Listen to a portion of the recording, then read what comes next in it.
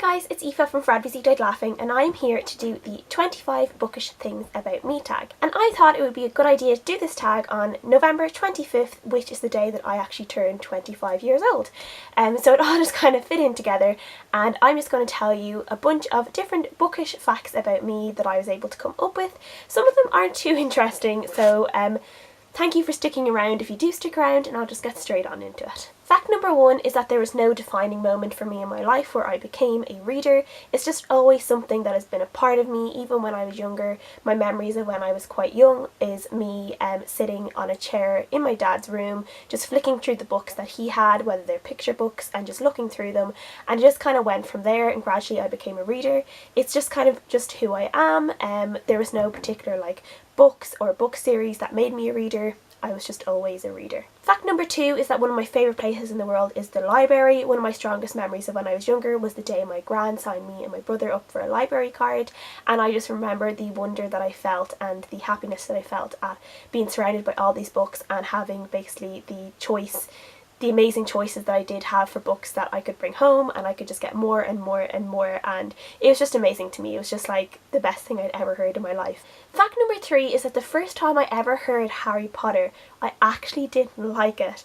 I was about 8 or 9 years old when my teacher at the time read the first chapter of Harry Potter and the Philosopher's Stone out in class, and as we all know, the first chapter is about Mr. Dursley, and it's about when Harry was a baby and being left on Dursley's doorstep. But the first chapter is basically Mr. Dursley going on about his work day, and for a child that was in a classroom listening to their teacher drone on, that was a really boring chapter, and I just didn't like it at all. And I told my friends, I was like, this is so boring, why is he reading this to us? I really don't like it.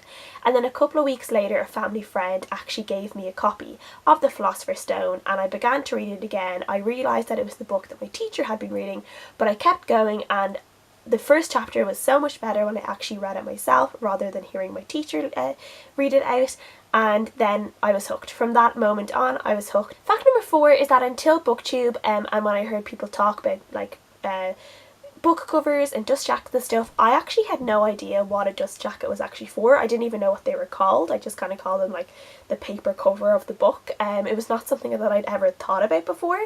And that leads me on to fact number five, is that even though I do know what dust jackets are now, and I do know that you're supposed to take them off, I still don't. I keep my dust jackets on. I don't know why. I'm just not bothered to take them off. I don't really mind them getting a little bit wrinkled and torn at the edges. It's just one of those things that I don't mind. And fact number six is a little bit the same as fact number five. It's that I don't really mind my books getting too kind of raggedy. I feel like a book that's a little bit raggedy, a little bit curled at the edges, the spine is broken, it's all curled up, a little bit torn. I kind of feel like that's a book well read. All my original Harry Potters I have, and I've read them so many times, dozens of times with some of them, and they're all torn and curling and sellotaped, and I love that. I'm very I'm getting the illustrated editions, but I don't really want another version to read because I do like these, and I know eventually I'll probably have to replace them and have those ones as more keepsakes. But I just love the fact that I know I can kind of look at those books and know where I took them and where I read them, and I just love seeing all those rips and curled edges and stuff, and it kind of tells me the journey that the book has been on. Fact number seven is that I almost always carry a book with me. If I have a bag with me, I will always carry a book. Sometimes I have 2 books in my bag, sometimes I have 2 books and a magazine in my bag. I always need reading material.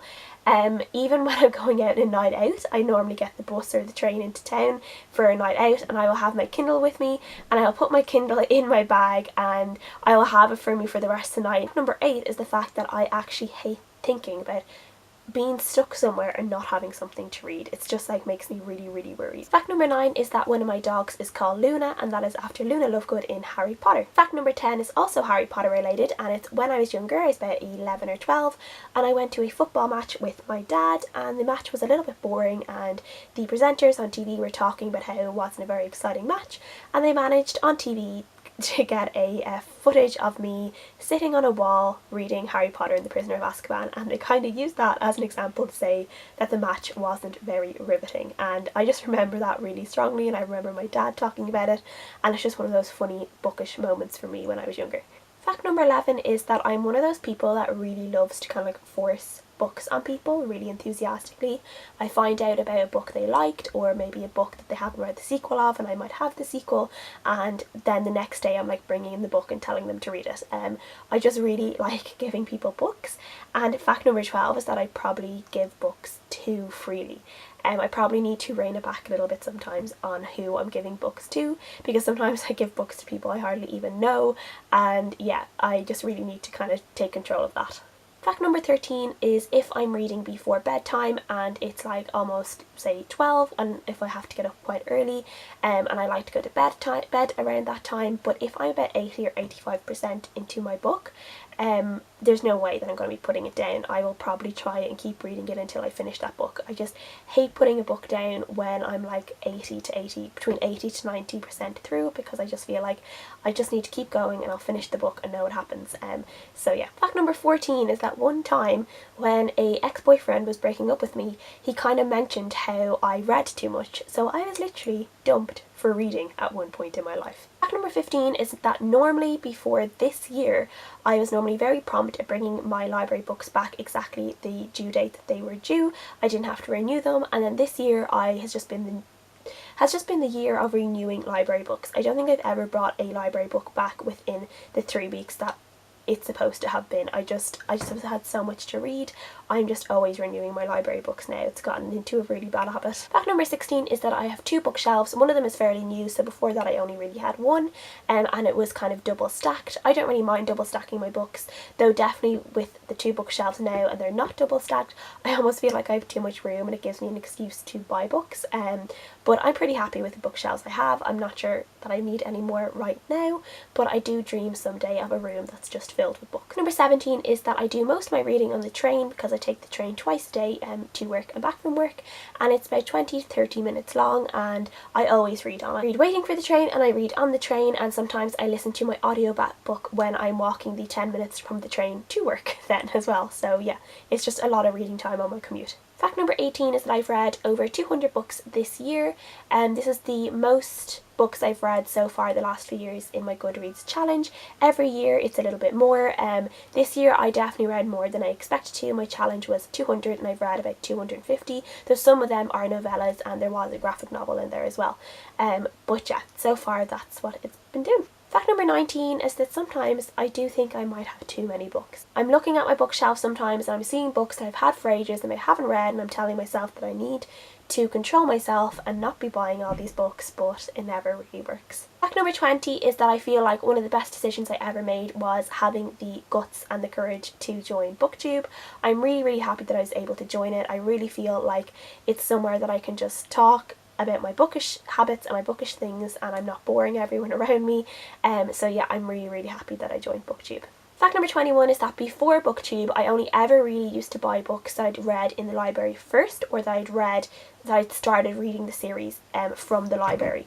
There were very few books that I kind of just bought willy-nilly.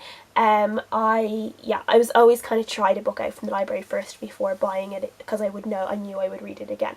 That's kind of gone out the window since BookTube, though I'm trying to get back into that habit. So my book buying is definitely getting under control at the moment. Fact number 22 is that I have so many classics on my shelves, but I've only read a very small portion of them.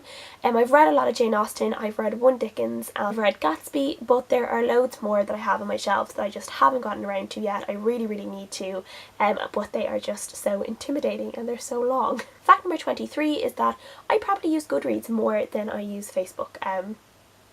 I can spend hours on Goodreads just looking through books, writing reviews for books that I haven't written reviews for yet. I just love Goodreads so much. 24 is that I just love browsing bookstores, and even if I don't buy anything, I just have to go in and have a look around and see what books they have. I just love it. I just love just walking around a bookstore and picking up books and looking. Yeah, it's just like a heaven. It's just like a magical haven for me, bookstores. I love them. And fact number 25 is that I prefer paperbacks over hardbacks.